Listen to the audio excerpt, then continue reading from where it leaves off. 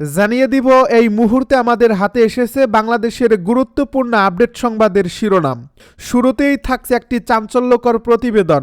ডিওএইচএসে খুনির আশ্রয়, শহীদ ওসমান হাদি হত্যাকাণ্ডে রাষ্ট্রের ভেতরের অদৃশ্য ছায়া, বিচারের পথে সবচেয়ে বড় প্রশ্ন। এ নিয়ে থাকবে আমাদের একটি বিস্তারিত প্রতিবেদন, তাই সম্পূর্ণ ভিডিও জুড়ে আমাদের সাথেই থাকুন।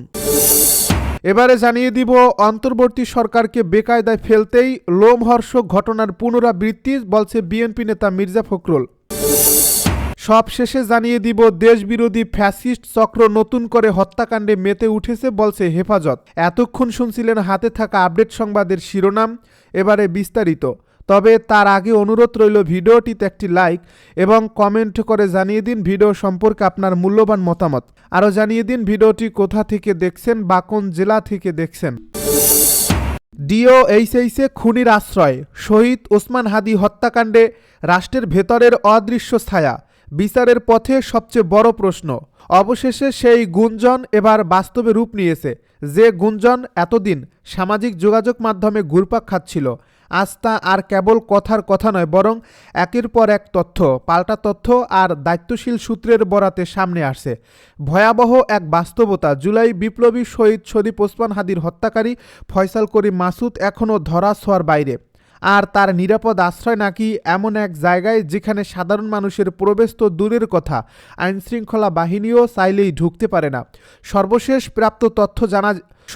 প্রাপ্ত তথ্যে জানা যাচ্ছে সর্বাধুনিক প্রযুক্তি ও ডিজিটাল ট্র্যাকিংয়ের মাধ্যমে নিশ্চিত হওয়া গেছে যে হাদির খুনি বাংলাদেশী অবস্থান করছে এবং ঢাকার ডিওএইচএস এলাকার একজন প্রভাবশালী ব্রিগেডিয়ার জেনারেলের বাসভবনে সে আত্মগোপনে রয়েছে। এই চাঞ্চল্যকর তথ্য প্রকাশ করেন জনপ্রিয় সাংবাদিক ইলিয়াস হোসেন, যিনি দায়িত্বশীল এক পুলিশ কর্মকর্তার বরাতে দাবি করেন যে লোকেশন ট্র্যাকিংয়ে বারবার একই স্থান উঠে আসছে। কিন্তু প্রশ্ন হলো, রাষ্ট্রের এমন উচ্চ পর্যায়ের নিরাপত্তা বলয়ের ভেতরে একজন চিহ্নিত খুনি কিভাবে পৌঁছালো এবং কার আশীর্বাদে সে এখনও নিরাপদে আছে?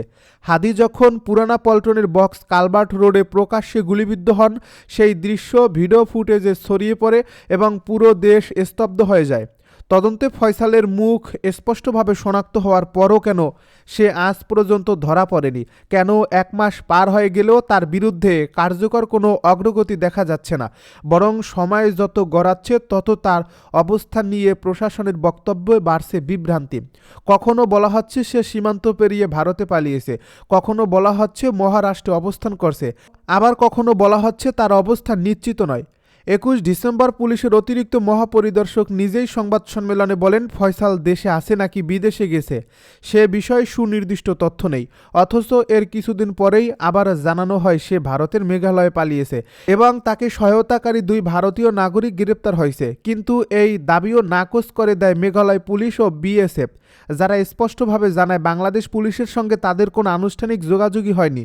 এই পাল্টাপাল্টি বক্তব্যে প্রশ্ন উঠছে, প্রশাসন কি সত্যিই অন্ধকারে হাত বাড়াচ্ছে নাকি ইচ্ছাকৃতভাবে ধোঁয়াশা তৈরি করা হচ্ছে? এর মধ্যেই ফয়সাল নিজেই একটি ভিডিওতে হাজির হয়ে দাবি করে সে ভারতে নয় দুবাইয়ে অবস্থান করছে।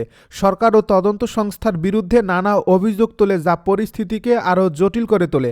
কিন্তু এত কিছুর পর সর্বশেষ তথ্য বলছে ভিন্ন কথা। হাদির খুনি দেশে আছে এবং এমন এক জায়গা আছে যেখানে নো এন্ট্রি নির্দেশ জারি থাকায় পুলিশ চাইলেও অভিযান চালাতে পারছে না। শোনা যাচ্ছে পুলিশ যখন ওই বাসভবনে অভিযানের প্রস্তুতি নেয় তখন উপর মহল থেকে বাধা আসে, যা জনমনে নতুন প্রশ্ন তুলছে। একজন শহীদ জুলাই যোদ্ধার খুনির সঙ্গে একজন প্রভাবশালী সামরিক কর্মকর্তার সম্পর্ক কি এবং কেন তার বিরুদ্ধে কোনো ব্যবস্থা নেওয়া হচ্ছে না? এই ঘটনা প্রবাহের মধ্যে একদিকে শহীদদের স্মরণে শোক আর বক্তব্য, অন্যদিকে খুনিদের জন্য ভিআইপি নিরাপত্তা। এই দ্বিচারিতা সাধারণ মানুষকে ক্ষুব্ধ করে তুলছে। মানুষ ভাবছে তারা কি তবে প্রতারিত হয়েছে? যে জুলাই চেতনার কথা বলে যারা ক্ষমতার মসনদে বসেছেন, তারা কি সেই চেতনার সাথেই বিশ্বাসঘাতকতা করছেন? না, রাজনৈতিক বিশ্লেষকদের মতে যখন রাষ্ট্র নিজেই খুনিদের পাহারাদার হয়ে ওঠে তখন মানুষ বাধ্য হয় আইন নিজের হাতে তুলে নিতে, আর তখন সেই মানুষকেই মব বলে দাগিয়ে দেওয়া হয়। হাদি হত্যার বিচার চাইতে গিয়ে যারা প্রশ্ন তুলছে তাদের কণ্ঠরোধের চেষ্টা হচ্ছে। ফেসবুক পেজ ও ইউটিউব চ্যানেলের বিরুদ্ধে আনা হচ্ছে অস্থিতিশীলতা সৃষ্টির অভিযোগ। কিন্তু সত্য বলাটাই যদি অপরাধ হয়ে দাঁড়ায় তবে বিচার কোথায়? অন্তর্বর্তীকালীন সরকার আসার পর মানুষ আশা করছিল বিচারহীনতার অবসান হবে, কিন্তু বাস্তবতা বলছে নদী থেকে উদ্ধার হচ্ছে একের পর এক অজ্ঞাত লাশ। আর হাদির মতো পরিচিত তরুণ নেতার খুনিরা নিরাপদ আশ্রয় আছে। ইনকিলাব মঞ্চের মুখপাত্র ও ঢাকা ৮ আসনের সম্ভাব্য প্রার্থী হাদির রক্ত আজও রাজপথে প্রশ্ন হয়ে দাঁড়িয়ে আছে। কার ইন্ধনে এই খুনিদের আড়াল করা হচ্ছে? কেন প্রশাসন শুরু থেকেই পরিষ্কার ও একক অবস্থান নিতে ব্যর্থ? কেন যে বাসভবনে ফয়সালের অবস্থান ট্র্যাক হয়েছে তার মালিকের বিরুদ্ধে কোনো তদন্ত বা জবাবদিহিতা নেই? এই বিচারহীনতা শুধু একটি হত্যাকাণ্ডের নয়, এটি জাতির বিবেকের উপর এক গভীর আঘাত। কারণ যে বিপ্লবের নাম করে ক্ষমতায় আসা হয়েছে, সেই বিপ্লবের অগ্রসৈনিকের খুনিকে রাষ্ট্রীয় ছত্রছায়ায় লুকিয়ে রাখা মানে নতুন করে ফ্যাসিবাদের বীজ বপন করা। অন্তর্বর্তী সরকারকে বেকায়দায় ফেলতেই লোমহর্ষক ঘটনার পুনরাবৃত্তি জানালো বিএনপি নেতা মির্জা ফখরুল। অন্তর্বর্তী সরকারকে বেকায়দায় ফেলতেই দুষ্কৃতকারীরা দেশে হত্যাকাণ্ডের মতো লোমহর্ষক ঘটনার পুনরাবৃত্তি ঘটাচ্ছে বলে জানিয়েছেন বিএনপি মহাসচিব মির্জা ফখরুল ইসলাম আলমগীর। বৃহস্পতিবার রাতে স্বেচ্ছাসেবক দলের নেতা আজিজুর রহমান মুসাব্বিরকে হত্যাকাণ্ডের ঘটনায় গভীর উদ্বেগ প্রকাশ করে এক শোক বার্তায় এমনটা জানান তিনি। এক শোক বার্তায় বিএনপি মহাসচিব বলেন, ছাত্র জনতার আন্দোলনে আওয়ামী স্বৈরাচারী শাসক গোষ্ঠীর পতনের পর দুষ্কৃতকারীরা আবারও দেশে অস্থিতিশীল পরিস্থিতি সৃষ্টিসহ নৈরাজ্যের মাধ্যমে ফায়দা হাসিলের অপতৎপরতায় লিপ্ত হয়েছে। বিএনপি নেতা মির্জা ফখরুল বলেন, দুষ্কৃতকারীদের নির্মম ও পৈশাচিক হামলায় ঢাকা মহানগর উত্তর স্বেচ্ছাসেবক দলের সাবেক সাধারণ সম্পাদক আজিজুর রহমান মুসাব্বির নিহতের ঘটনা সেই অপতৎপরতারই নির্মম বহিঃপ্রকাশ। তিনি বলেন, বর্তমান অন্তর্বর্তী সরকারকে বেকায়দায় ফেলতেই এ ধরনের লোমহর্ষক ঘটনার বারবার পুনরাবৃত্তি ঘটানো হচ্ছে। তাই এসব দুষ্কৃতকারীদের কঠোর হস্তে দমনের বিকল্প নেই। গণতন্ত্র ও মানুষের ভোটের অধিকার প্রতিষ্ঠা সহ দেশের মানুষের জানমাল রক্ষায় দলমত নির্বিশেষে সকল শ্রেণী পেশার মানুষকে ঐক্যবদ্ধ থাকতে হবে। নইলে ওত পেতে থাকা আওয়ামী ফ্যাসিস্টদের দোসররা মাথাছাড়া দিয়ে দেশের অস্তিত্ব বিপন্ন করতে মরিয়া হয়ে উঠবে। দেশবিরোধী ফ্যাসিস্ট চক্র নতুন করে হত্যাকাণ্ডে মেতে উঠছে জানালো হেফাজত।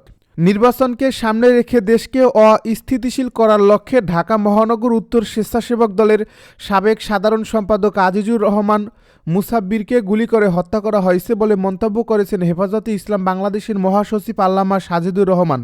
বৃহস্পতিবার দলটির যুগ্ম মহাসচিব মাওলানা আজিজুল হক ইসলামাবাদীর পাঠানো এক বিবৃতিতে এ মন্তব্য করেন তিনি গভীর উদ্বেগ প্রকাশ করে বলেন, পতিত দেশবিরোধী ফ্যাসিস্ট চক্র সুষ্ঠু পরিবেশ নষ্ট করে নির্বাচন বাধাগ্রস্ত করার জন্য আবারও সুপরিকল্পিতভাবে সংখ্যালঘু নির্যাতন কার্ড খেলার পায়তারা করছে। কয়েকদিনে একাধিক হিন্দু সম্প্রদায়ের লোকের উপর হত্যা ও নির্যাতন হয়েছে।